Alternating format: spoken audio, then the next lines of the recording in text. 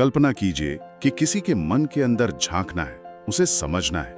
ये काम ये किसी जासूस से कम नहीं है, जहां हर छोटी बड़ी जानकारी, हर सुराग मायने रखता है।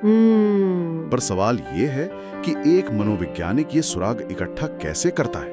क्या वो सिर्फ सवाल पूछते हैं या उनके पास कुछ खास औजार भी होते हैं? देखिए, सबसे पहले तो ये समझना होगा कि साइकोलॉजिकल असेसमेंट कोई एक दिन का इम्तिहान नहीं है। अच्छा, ये एक पूरी प्रक्रिया है, एक सफर है, और कोई भी एक टेस्ट या एक सवाल किसी इंसान की पूरी कहानी नहीं बता सकता। ये तो बस पहेली के एक टुकड़े जैसा है। बिल्कुल, पूरी तस्वीर के लिए कई टुकड़ों को जोड़ना पड़ता है। हाँ, और आज हमारे पास जो अकादमिक दस्तावेज हैं, वो इसी पहेली को सुलझाने के दो सबसे बड़े औजारों पर रोशनी डालता है। पहला है टेस्ट बैटरीज, मतलब मनोवैज्ञानिक टेस्ट का एक पूरा सेट। और दूसरा है आकलन साक्षात्कार, यानी वो गहरी बातचीत जो इन टेस्ट को मतलब देती है। सही। तो आज का हमारा मिशन है ये समझना कि कैसे ये वैज्ञानिक उपकरण और बातचीत की कला मिलकर किसी व्यक्ति की मानसिक स्थिति की एक विश्वसनीय और गहरी तस्वीर बनाती हैं। चलिए इस प्रक्रिया को परत दर परत खोलते हैं। और यही वजह है कि विशेषज्ञ सिर्फ एक टेस्ट पर कभी भरोसा नहीं करते। वो हमेशा एक टेस्ट बैटरी का इस्तेमाल करते हैं और उसे इंटरव्यू से मिली जानकारी के साथ जोड़कर देखते हैं। सच कहूं तो इंटरव्यू शायद इस पूरी प्रक्रिया का सबसे अहम हिस्सा है। तो चलिए पहले इस टेस्ट बैटरी को ही समझते हैं। ये नाम सुनने में थोड़ा भारी लगता है ना, जैसे कोई वैज्ञानिक प्रयोग चल रहा हो। हाँ, नाम थोड़ा डरावना है, पर इसका आइडिया बहुत सीधा है। ये बस मतलब एक ही व्यक्ति को एक साथ दिए जाने वाले कई अलग अलग टेस्ट का एक समूह है। अच्छा, इसका मकसद है अलग अलग एंगल से जानकारी इकट्ठा करना।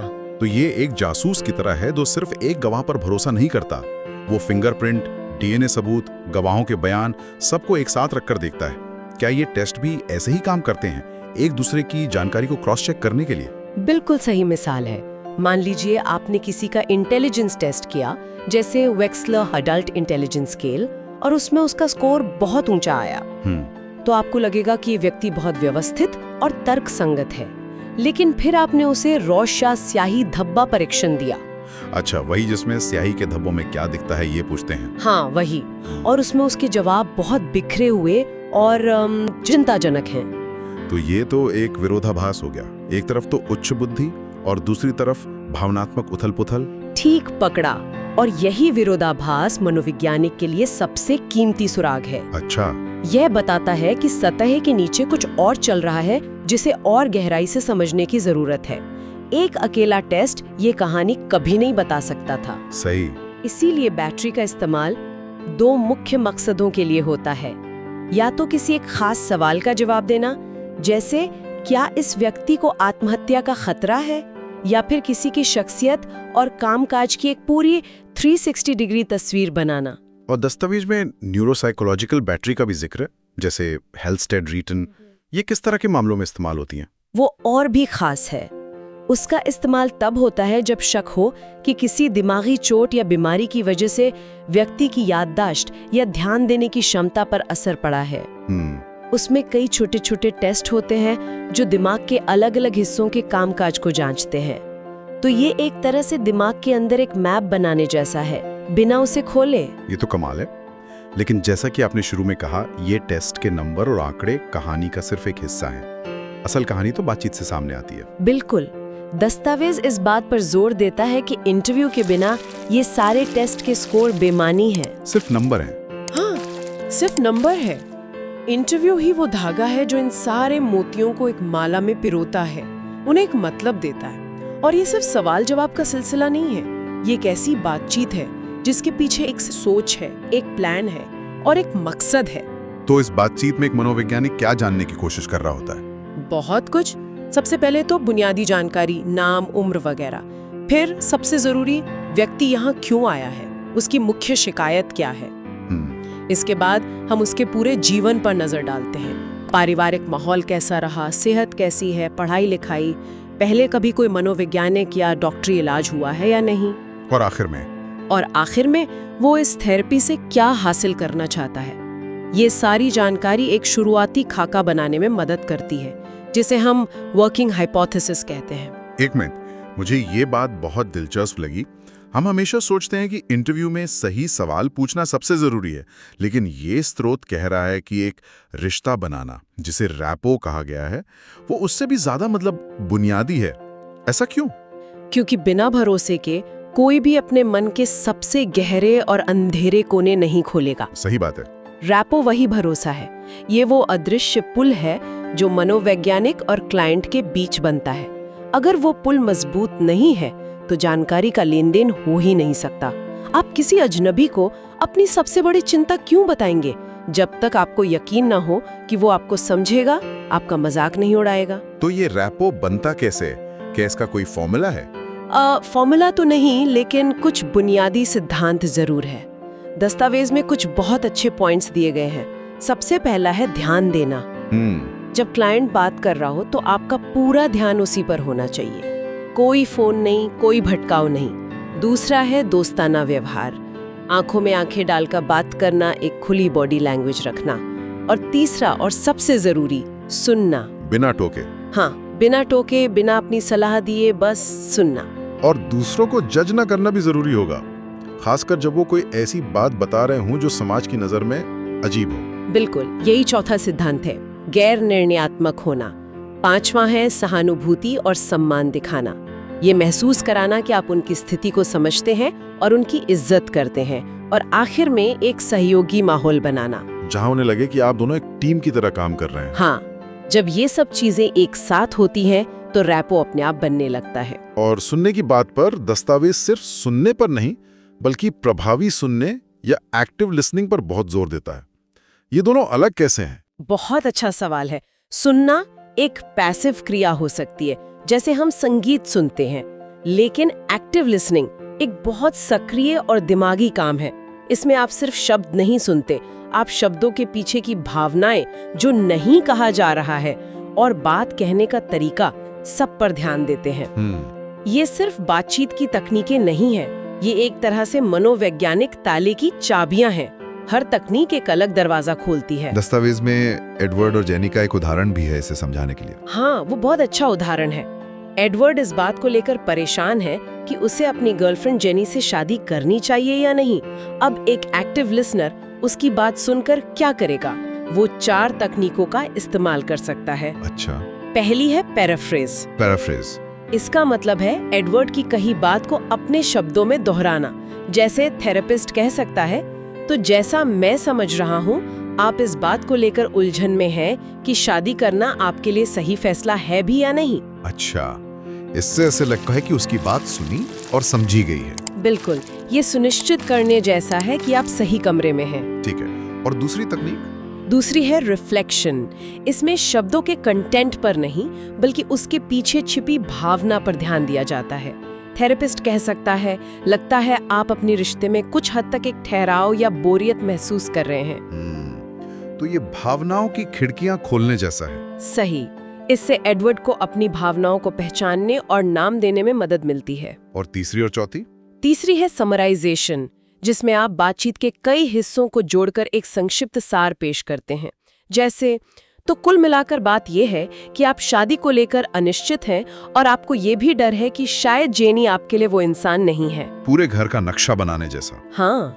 और चौथी है क्लैरिफिकेशन, यानी स्पष्टीकरण मांगना।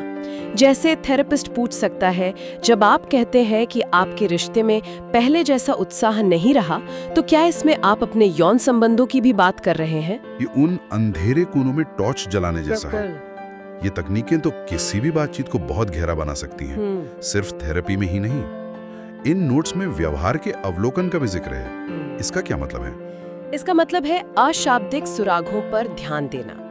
एक व्यक्ति क्या पहनकर आया है, वो कैसे बैठा है, बात करते समय उसके हाव भाव कैसे हैं, उसकी आवाज का लहजा कैसा है। कभी-कभी जो कहा नहीं जाता, वो कहे गए शब्दों से ज्यादा महत्वपूर्ण होता है। दस्तावेज में एक उदाहरण है कि कोई व्यक्ति गंभीर अवसाद के लक्षणों का वर्णन करते हुए मुस्कुरा रहा है। हाँ, इसे असंगत प्रभाव कहते हैं। ये एक बहुत बड़ा लाल झंडा हो सकता है। मुझे याद है एक क्लाइंट जो अपनी नौकरी खोने और तलाक के बारे में बताते हुए लगातार मुस्कुरा रहा था। अच्छा। वो मुस्कान उसके शब्दों से ज्यादा कह रही थी। ये एक मुखौटा था। ये दिखाने की कोशिश की, मैं ठीक हूँ, जबकि अंदर से वो टूट चुका था। ये जानकारी आपको किसी प्रश्नावली में कभी नहीं मिलेगी। ये सब सुनने के बाद लगता है कि हर इंटरव्यू अपने आप में एक अलग दुनिया है। तो क्या इसके लिए अलग-अलग प्लेबुक होती हैं? हाँ, आप इसे प्लेबुक कह सकते हैं। मोटे तौर पर 3 मुख्य प्रारूप हैं। पहला है संरचित इंटरव्यू, यानी स्ट्रक्चर्ड। हाँ, स्ट्रक्चर्ड। ये एक स्क्रिप्ट की तरह होता है जिसमें पहले से तय सवालों की एक लिस्ट होती है जिन्हें उसी क्रम में पूछा जाता है। इसका फायदा ये है कि ये बहुत भरोसेमंद होता है, लेकिन ये काफी मशीनी और अनौपचारिक लग सकता है। और दूसरा है अर्ध संरचित या सेमी स्ट्रक्चर्ड इंटरव्यू।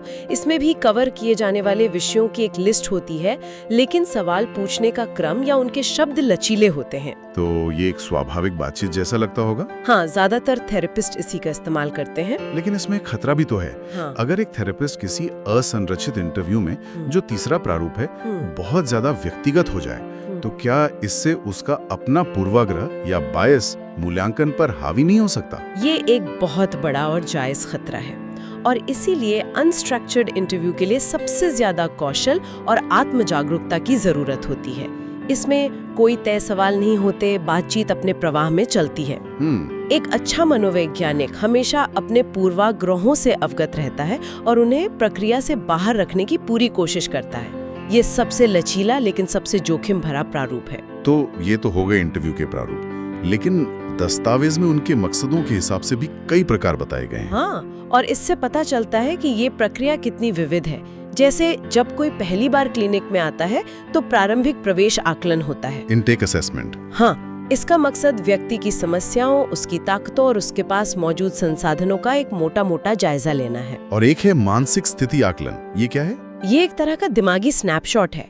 उस समय व्यक्ति की मनोवैज्ञानिक स्थिति कैसी है, इसमें उसकी जागरूकता, याददाश्त, सोच और मूड का आकलन किया जाता है। इसमें वो सवाल भी आते होंगे जैसे भारत के राष्ट्रपति कौन हैं या आप अभी कहाँ हैं? हाँ, बिल्कुल।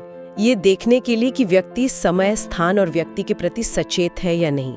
और संकट के समय के लिए भी एक अलग तरह का इंटरव्यू होता है जिसे संकट साक्षात्कार कहा गया है। हाँ, ये उन लोगों के लिए है जो किसी तीव्र संकट से गुजर रहे हों, जैसे कोई आत्महत्या की धमकी दे रहा हो।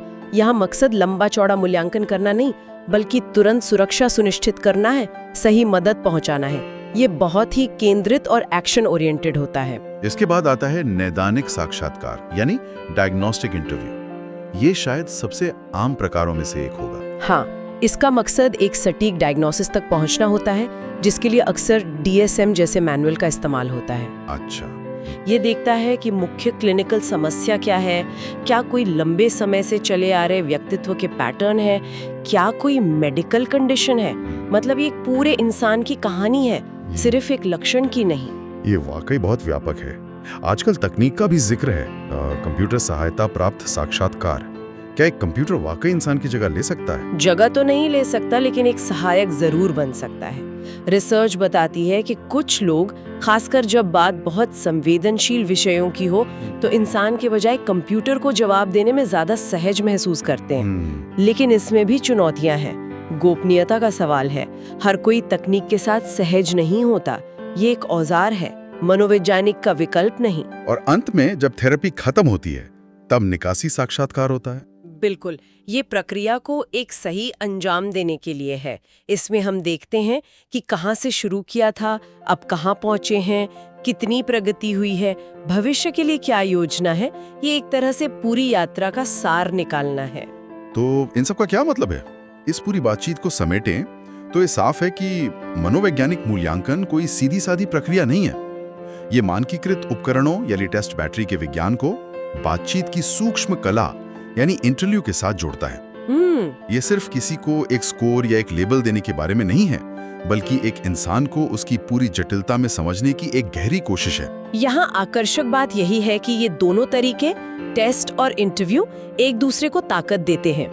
टेस्ट हमें वस्तुनिष्ठ डेटा देते हैं, एक ढांचा देते हैं, और इंटरव्यू उस बेजान ढांचे में जान फूंकता है, उसे एक मानवीय संदर्भ, एक कहानी देता है। एक के बिना दूसरा अधूरा है। हाँ, बिल्कुल, एक के बिना दूसरा अधूरा है। ये विज्ञान और कला का एक खूबसूरत संगम है। आज की चर्चा एक बहुत महत्वपूर्ण सवाल छोड़ जाती है। जब हम किसी को समझने की कोशिश करते हैं, चाहे वो पेशेवर माहौल में हो या हमारे निजी जीवन में, हम कितनी बार सिर्फ टेस्ट पर ध्यान केंद्रित करते हैं। मतलब तथ्यों पर, बाहरी व्यवहार पर, जो हमें दिख रहा है उस पर। और कितनी बार हम वाकई एक सार्थक इंटरव्यू के लिए समय निकालते हैं, एक ऐसी गहरी और सहानुभूति भरी बातचीत करने के लिए जो हमें उस व्यक्ति की असल कहानी तक ले जाए।